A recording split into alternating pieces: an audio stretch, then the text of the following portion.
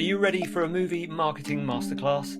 Well, I sat down with Jim Fredrick's marketing guru. He's worked on some huge films like the Harry Potter franchise, Million Dollar Baby, Shawshank Redemption, The Color Purple. The list is endless. We chatted all about marketing a movie and how to market your movie. I was even brave enough to get Jim to listen to my pitch for my horror film, The Apocalypse Box. We discussed that. We talked about his tips for marketing your indie feature. We also talked about some of the big hits that he'd had. We talked about how to market a bad film and some of the problems they had marketing The Shawshank Redemption, which is an awesome film. So if you're interested in movie marketing, this is a great episode. But if you're interested in marketing your own movie, then a lot of Jim's insights are really interesting. Enjoy. We'll talk about the book shortly.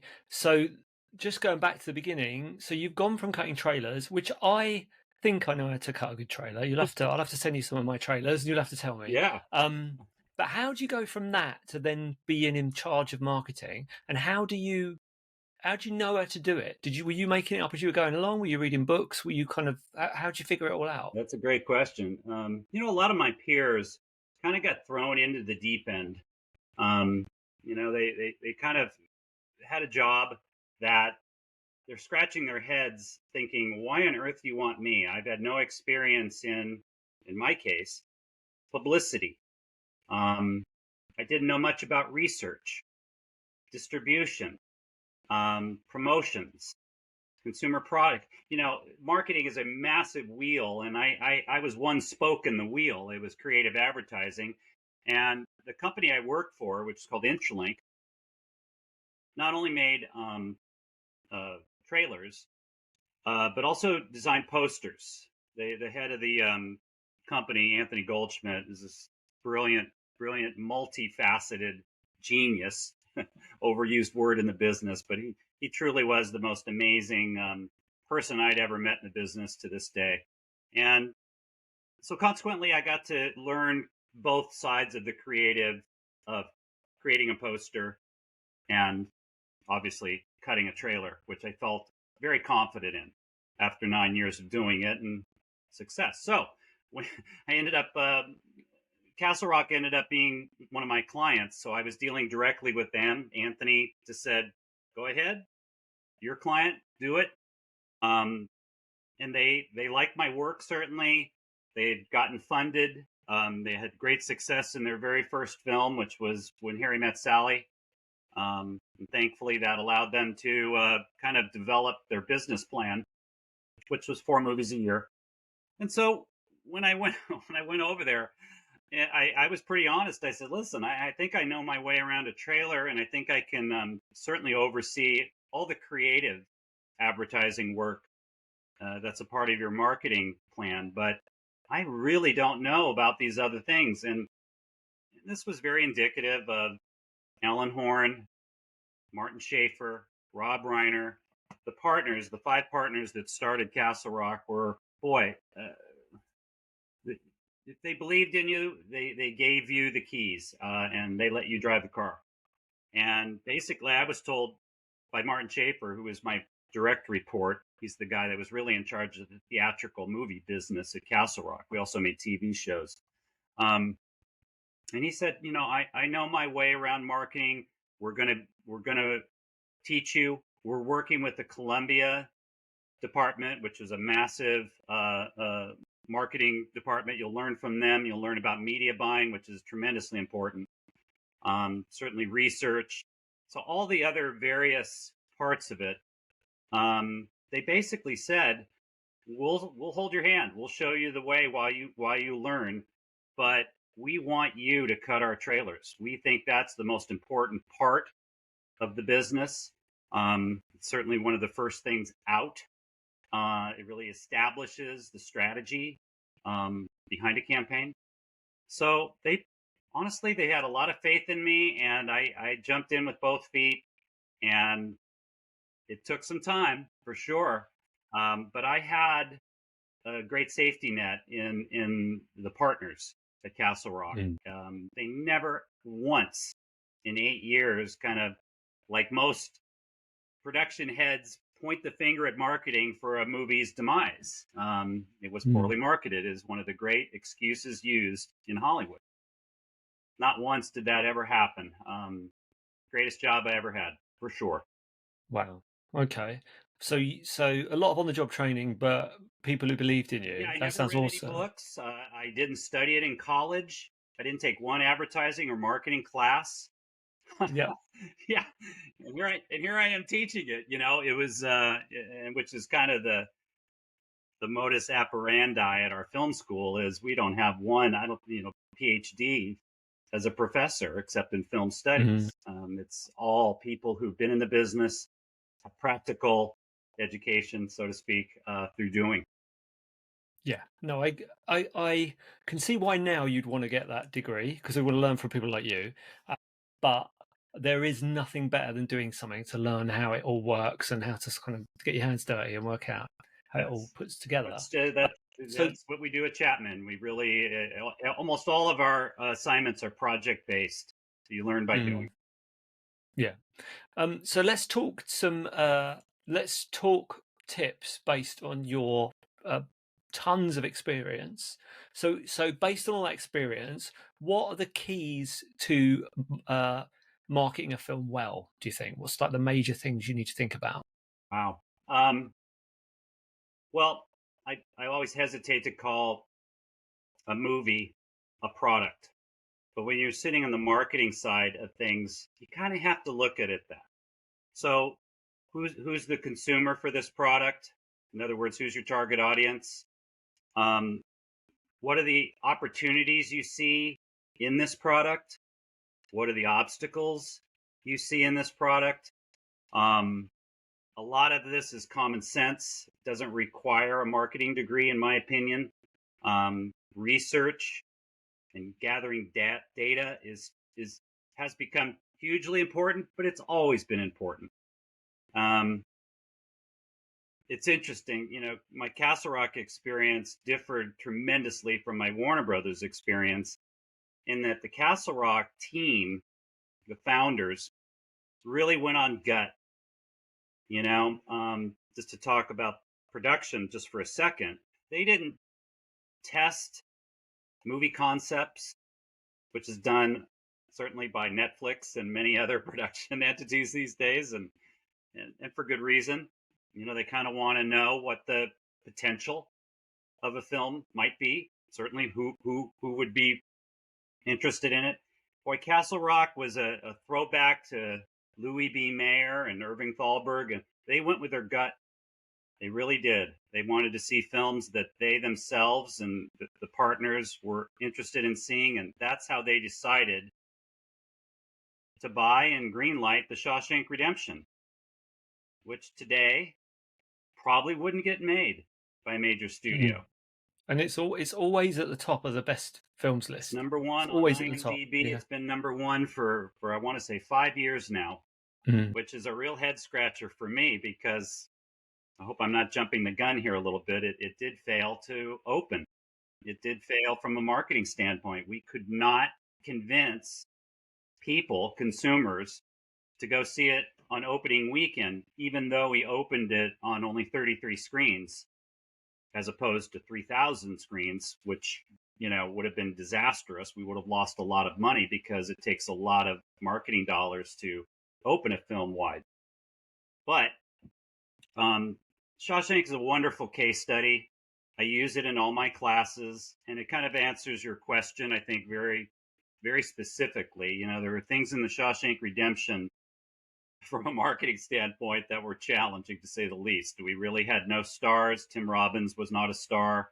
Morgan Freeman then was one of his first, real starring roles. Frank Darabont, the writer director, was unknown. This was his first screenplay based on a Stephen King story. That was another problem. We really couldn't use Stephen King's name because he was known for something very different. He was known for horror Mm. films, and this is scary, but it's not a horror film. The title was difficult. Did we have the option to change it? Not really. We could have, but we couldn't come up with anything better, so we stuck with it. It's a very claustrophobic film. It's an R-rated film that already limits your audience. So I'm just listing a couple of the obstacles that created. And so when you're marketing a film, you really go to the product, you look inside it, and you try to suss out the elements that you think will most appeal to the audience, most predisposed to wanting to go on a Friday night, that opening weekend. And that's marketing's job, is opening weekend. After that, it's on the movie itself, it's word of mouth, the reviews, its release date, the competition. All of those things are kind of out of your hands from a marketing standpoint, especially from a trailer making standpoint. That opening weekend is your job. So that's what cutting a trailer is, I think, very indicative of the other disciplines in marketing. You got to go to all of those things, and you got to find the things that aren't going to turn off your audience, and really lean into the opportunities you have to get it open. Yeah. One of my questions was going to be, which you sort of answered, Sorry was about that. Is it easier to market a good film? But you've just proven it's not. It's not. It doesn't matter if the film's good or And not. that's why Shawshank, to me, I mean, I get asked by my students all the time, what was your favorite trailer to cut? It was the Shawshank Redemption. You've seen it. Most of your listeners and viewers have, I'm sure, seen it as well. If they haven't, you should see it. It's just loaded with incredible lines of dialogue and scenes that are beautifully shot, and the performances and the characters, and those are the good things in the film. Unfortunately, for the Shawshank Redemption, though, we couldn't really allude to a prison break. Frank Darabont was very, and this happens a lot when you have a filmmaker who doesn't want to give away the store. He wants to save those plot twists and those secrets for the movie going experience. And he's absolutely right. And marketers should respect that. And Castle Rock, if nothing else, was deferential to our filmmakers when it came to that sort of thing. I think the fact that Rob Reiner was a partner had a lot to do with it. He was a filmmaker, and he understood that aspect. It's back to your question. Yeah, Shawshank was a great film, but I worked on some really awful films too. One film that we managed to open. I hope I'm not going to upset Jerry Bruckheimer, but worked on a film at Warner Brothers called Kangaroo Jack that had a really interesting backstory. It basically started as an R-rated sex comedy, believe it or not. The movie tested horrible, didn't work. But there was one scene in the movie that involved a guy that gets knocked out by a kangaroo. The kangaroo, in this fever dream, starts talking to him and rapping. And that scene tested great. So we made a teaser trailer with just the talking kangaroo. Nice. And people really responded well to the teaser. And Jerry Bruckheimer is Jerry Bruckheimer because he saw that and he said, well, what we have ain't working. We better figure out another movie here. And I have an idea to, if you, the head of the studio, Alan Horn, give me $15 million, I'll go away and I'll animate this kangaroo, and we're going to make this kangaroo more or less the star of the movie. And just like that, the audience changed overnight. It became a family comedy. The movie opened very well, did incredible business after it opened, certainly on DVD, home entertainment so that was a situation where we didn't have the best film, but we found that thing not in the movie. For a while, it was the only thing. It was a talking, rapping kangaroo, and that not only changed the movie, but it led the marketing campaign to becoming a hit because we could identify our audience who was responding to this element. So Those are two good examples right there. Shawshank, a great film that we didn't open, and Kangaroo Jack, not such a great film that had no trouble finding an audience. Wow. Right. Okay, that's good examples, and that is, yeah, that's great. That's thinking about that audience, and I think the other thing you hit on there with the filmmakers not wanting to give stuff away in the trailers is a challenge, especially down the micro budget, low budget end, because you're desperate to get eyes, streams, people streaming your film. And if you're dealing with a sales agent, they'll want to chuck the kitchen sink, the twist, everything in it, just so they get a sale. So that is a tough one. What about so you obviously your background started in cutting a trailer. Were you using kind of the same format, or were trailers for you a creative thing that you kind of everyone was different, or do they all follow a certain path that you can track? Wow. I admired the work of a certain competitor when I first started editing trailers. And the first trailer I ever cut, by the way, was The Color Purple. It was the simplest idea. Any 6-year-old with a Premiere Pro could do it. You know, it's basically a music track by Quincy Jones and a bunch of stills, not unlike the work of Ken Burns, where we would zoom in on, images from the film, stills shot by Gordon Parks, world famous filmmaker and photographer. So that was my first trailer, and it could not have been easier. I just basically had to find the beat of Quincy Jones's music, and beautiful piece of music, and out it went. Every movie's different, every trailer's different.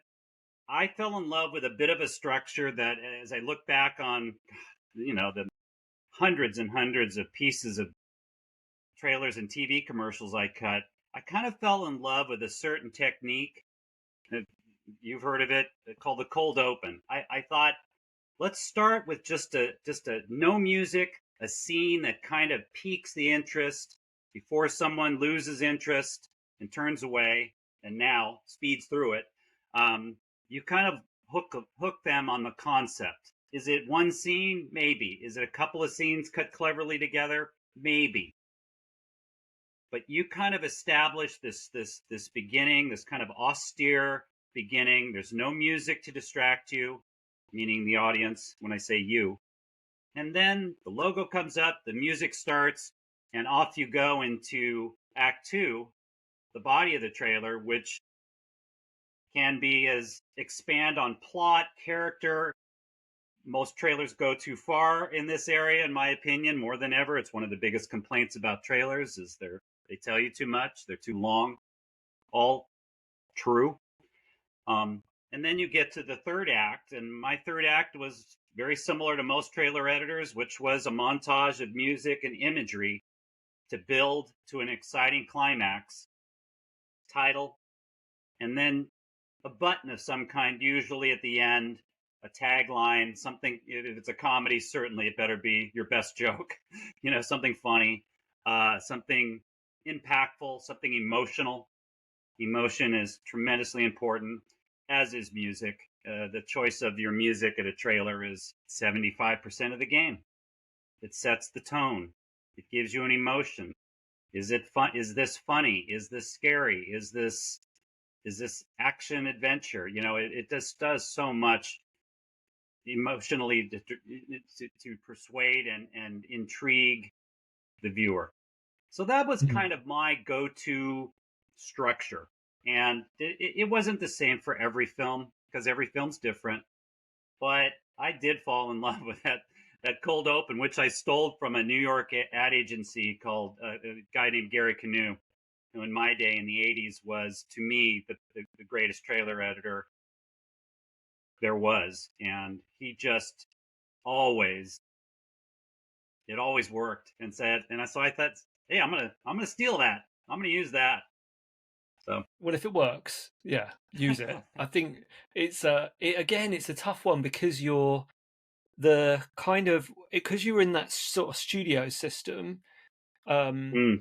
The you're the expert of the trailer, you're cutting the trailer, and then you're getting, maybe you might get a filmmaker saying, oh no, don't put that bit in, or there's a little bit of tension there. The problem we face making micro and indie low budget films is we're usually cutting our own trailers, which Right. I think's harder because you can't be ruthless. You can't, sometimes it's hard to figure out how much to give away. Sometimes it's difficult to distill your own story into a trailer. And you get attached to things that you shouldn't. Oh, I love this bit. Well, the audience isn't interested in that at the moment.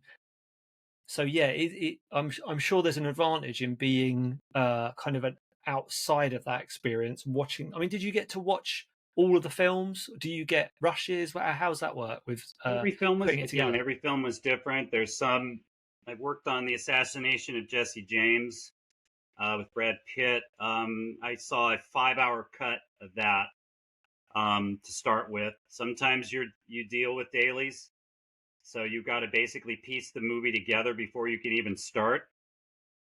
Other times, I found that really helped me. Um, One example is I was on the set of A Few Good Men the day they were shooting Tom Cruise and Jack Nicholson in this Nice. really key finale in the courtroom.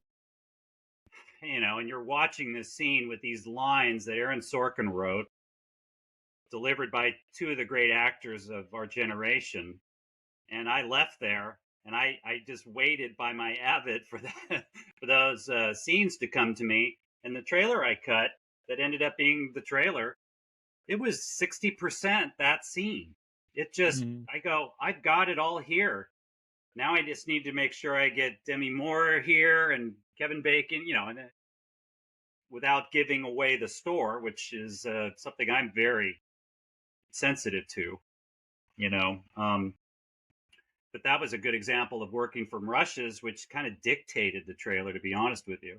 It's funny. I Mm. saw a trailer yesterday in one of my classes. A student brought in a trailer for it's a neon film, pretty low budget. I think it was probably picked up someplace. It's called Together, is the name of the movie. And the trailer was, it's a body horror film. Oh, Alison Brie, Alison James Brie and James Franco. Yeah, Franco. yeah, yeah, yeah. Yeah, and it's a young couple, married. It's got this kind of romantic drama vibe, but of course, something else is going on here. I'm not going to go into the details, but there was only one line of dialogue. It was at the very end of the piece. They used a piece of music that was anything but a horror cue, just a classical piano piece of music that just lifted the whole concept up to a very different level, in my opinion. And the question in the class was, I mean, everybody loved it. I'm sure it's getting great response online. But the question was, is Neon going to put out another one that tells more, that has more dialogue, that leaves no doubt that this is a body horror film, because that's a very successful genre at the box office. Horror movies, while other genres aren't doing so well, horror movies are just doing just great. So from a marketing standpoint, you got kind of a dilemma there. I think the Neon folks are scratching their heads going, maybe we should just let this ride. I think they should. I think there's enough Mm. intrigue to get people to go. If this were at Warner Brothers or Paramount or Universal, there's no doubt in my mind there would be a second trailer that would try to give the public and the consumer more. But then you're Importantly, not thinking of the husband or wife who has said to their partner, "Oh, here's the trailer. Let's go and watch this," and it turns out to be a horrific body horror, and that leads to an argument after the movie. Because that would be me and my wife. I'd go, "Oh, this looks good. Yeah, it's got these. Look oops, at the trailer. yeah, Yeah, we'll go and see that." yeah, that you're talking about false advertising there, and Yeah. it's a dilemma in our end of the business for sure, because our job at almost all costs is to get people butts in seats opening weekend any way you can. And if it means developing your own plot, your own movie in a way, you're kind of, kind of insinuating that this movie is something that it's not. Yeah, that gets tricky. Now, Neon, I think, does not have hundreds of millions of dollars invested in this film. So that takes a little heat off them. That's not their business model anyway. But A24 and Neon in the States are the two distributors that kind of are feeding into the young, adult, college aged, hip audience. They have very good taste in choosing films. And consequently, whether it's Longlegs, which was probably one of the best marketed films of the year, really, um, for what they didn't show, including the star of the movie. So I think today's audiences, especially the college age audiences, boy, do I see this at school. They are so discriminating. They are so sharp. And this is a big problem for the movie business right now. How do you get them off the couch? How do you get them off their iPhone, watching films on TV? The streaming industry has nothing but choice out there. I mean, this is a whole other discussion that we could talk about or not, but um, it's never been harder to convince, particularly that audience, to go. And I think a trailer like this helps solve that problem. I think Neon should be given a lot of credit for what they're doing from a marketing standpoint. They're really breaking out of the norm, which is I see it in the stuff that my students bring into class. Mm. Yeah, it's again, it's so tough. I keep likening it to the micro budget stuff because again, we're told by, say, a sales agent or even by a streaming platform that the trailer's got to be super obvious what it is. The poster's got to be really clear exactly what it is. Any sort of intrigue, any kind of leaving it up to the viewer to figure it out is just discouraged completely. Well, you know what I would encourage you and the micro budgeted community who does have to cut their own trailers because they can't afford to hire, whatever. And the problems that you mentioned are real. You're, in essence, you're too close, to be honest. You really are. What you do is a very different craft. 2-hour movie versus 2-minute movie, and that's why studios pay guys like me to go away and cut trailers because we're not too close to the material. They're not our darlings. um, and we can be pretty ruthless in trying to find that thing that maybe the filmmaker can't see or won't admit to. Oh, you didn't. You mean I didn't make a super classy adult only? That's why you kind of need that outside input to be ruthless. However, and this is my advice to a micro budgeted film: show them Longlegs, show them Together, show them these really good examples of not giving away everything. Look at the poster for Terrifier 3, which beat The Joker, a movie that cost $200 million. Terrifier 3 won the box office in the States, and their campaign cost all in $500,000. Now, I know that's not necessarily micro budgeted, but the campaign for Joker 2 was well over $100 million. And they did it by less is more. And I think there's nothing wrong with that. And I think it's been proven to be successful to a certain audience. Discriminating young adults is how I would oversimplify it. I think when you talk about family movies, that's different. I think you do have to show the parent and show the kid. Your Pixar trailer, probably even Pixar kind of backs off. They're really smart about what they show. But when it comes to really super wide saturated releases with a $100 million budget for marketing and a movie that costs $200 million, yeah, you're asking a lot you're risking a lot by assuming the consumer is just all in and they're going. Yeah. You should Yes. have Good fun. tips. Have fun with your stuff. Have fun. Yeah, I don't care what the sales agent says. Yeah, no, you are right, and it is. I think the trailers that I've had the most success with have been creative and have got and probably do that cold open thing, bit of intrigue, but it does take a while to get there. I always find, and maybe this is kind of backing up what you said, when you find the piece of music that's sort of that's got the kind of feel of the film, but that's also because mine's all horror, so obviously that's the kind of world I'm working in. But once I find the right track, then I can piece together little bits of the story, and it starts to make a bit more sense. But I don't like in the past we've cut trailers that have been way too long, got way too much of the film in, and that's not. I think now I've moved away from that a little bit. So looking at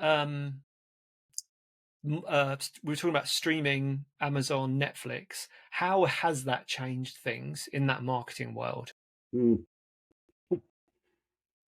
Well, I honestly think that we're just talking about trailers and poster design, and the creative advertising aspect hasn't really changed that much, to be honest. In 100 years, I would say it hasn't changed that much. How it gets to the consumer, obviously, has changed. Where you could only 20 years ago, only seeing these materials before a film in a movie theater.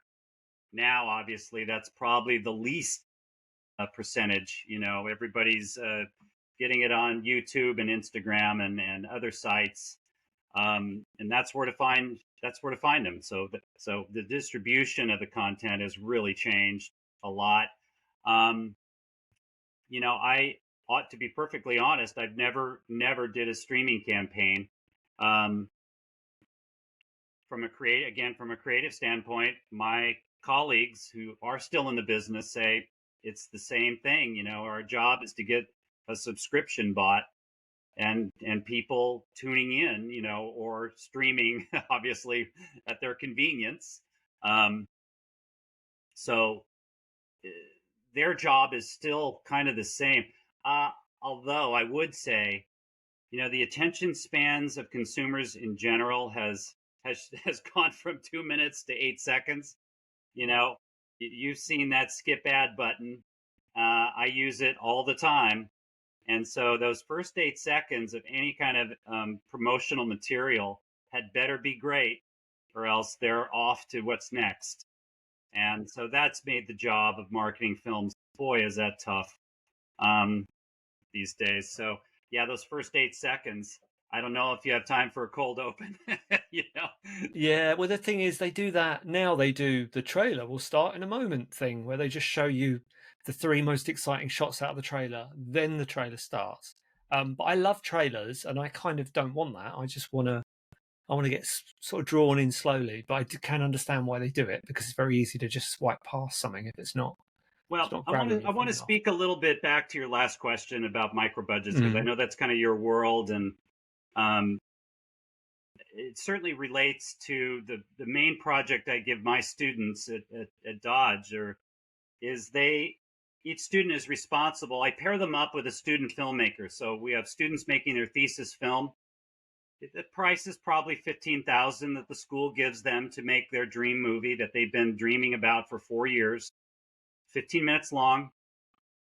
And my students, it's their job to make a trailer for that, and a poster, and a campaign, and a film festival strategy, and copy.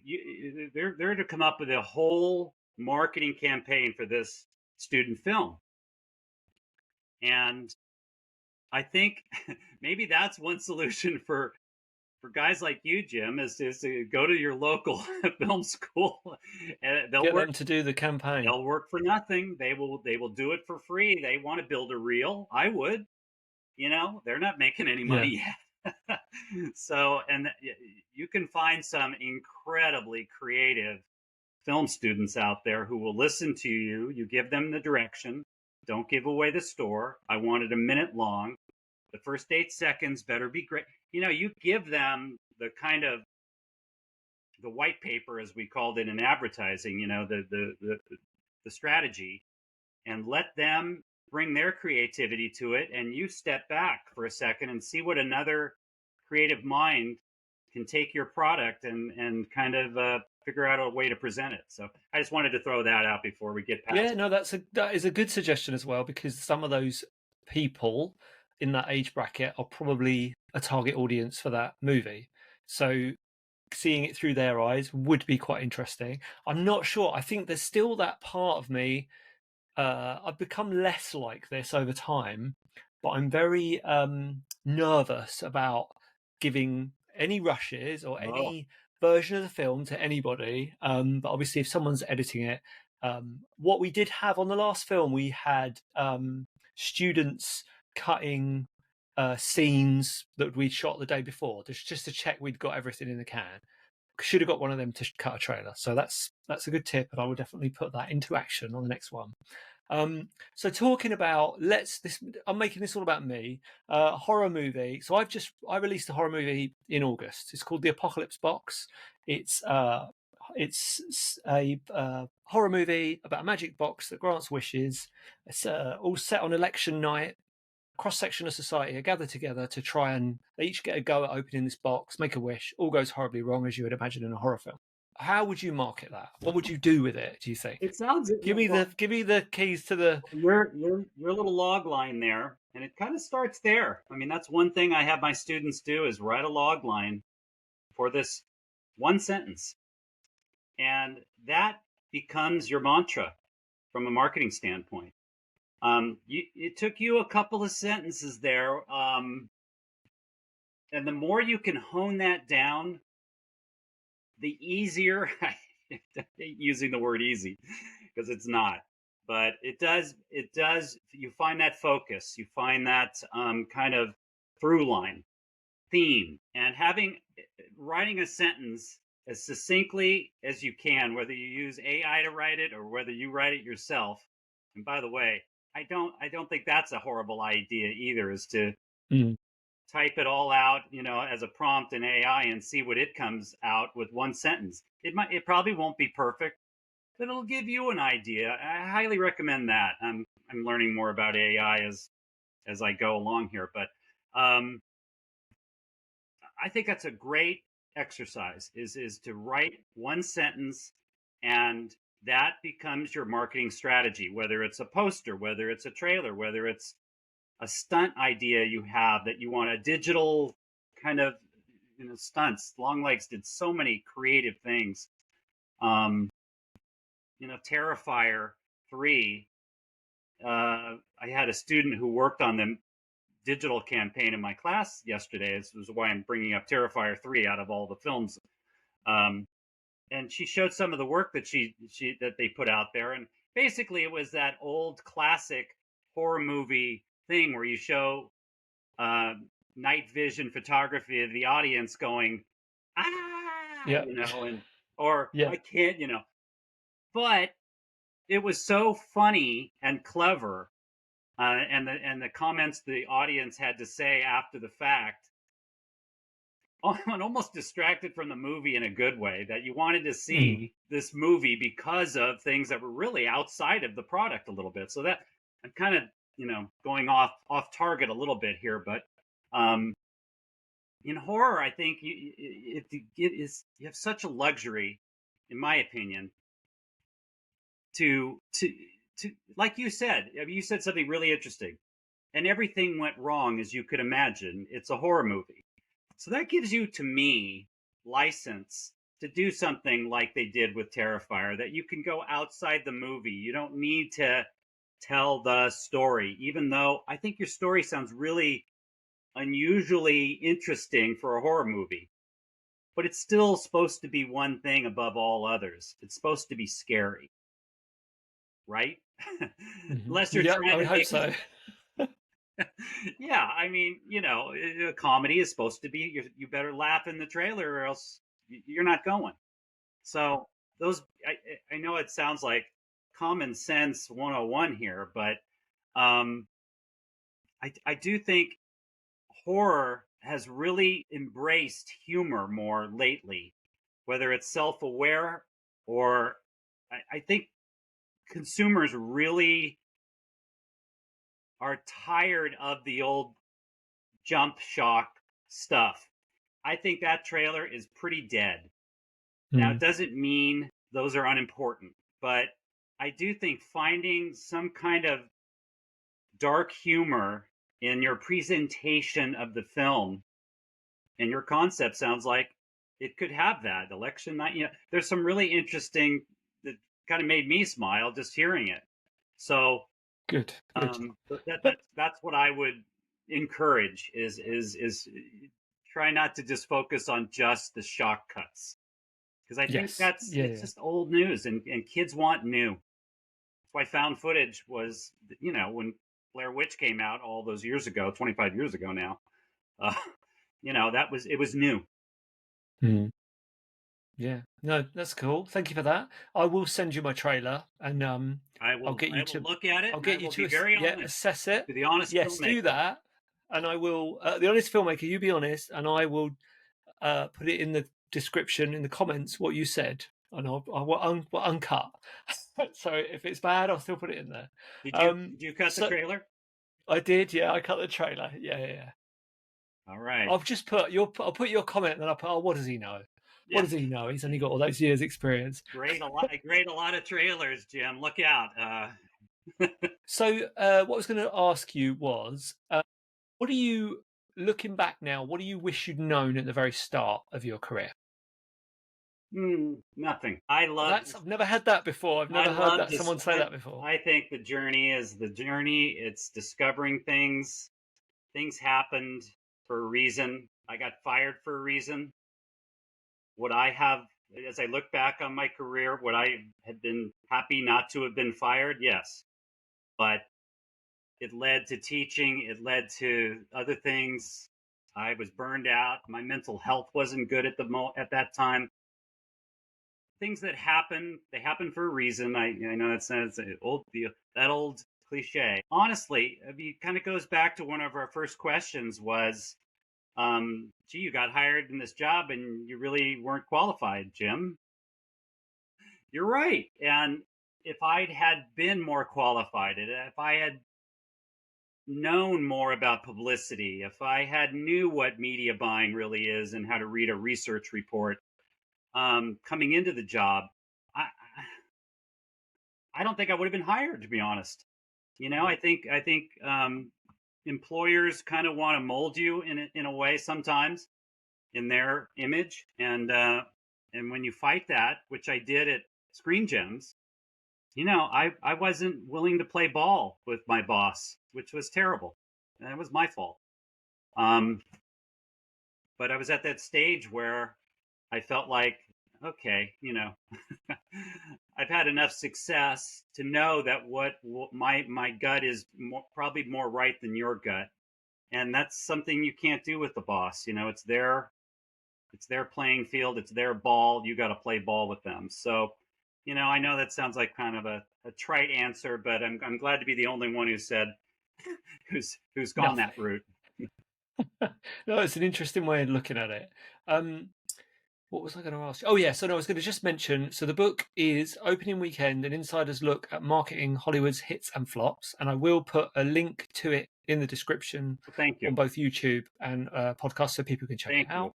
I'm going to ask you one more question. And I definitely think I need to get you back on here so we can drill into some of these huge films you've worked on, because I'm sure people would be really interested to hear about those. But I'll just end this episode with a question I ask a lot of people, which is, have you got a motto? Have you got a mantra? Have you got something you apply to your life and your career? Yeah, it's the golden rule. Treat others as you want to be treated. I think in Hollywood, wow, I don't know. I don't think Harvey Weinstein led his life that way. I just think, and I do think the business has changed in that regard. And I think, and this applies to any business, any job, any career path you have. I think you really have to be sensitive to how you treat other people, whether it's your boss, and even more important, the people maybe who work for you, whether you're a director and your crew. You're gonna get a better result from kindness. And man, we're living in a world right now where, especially in our country, where it's being challenged every day.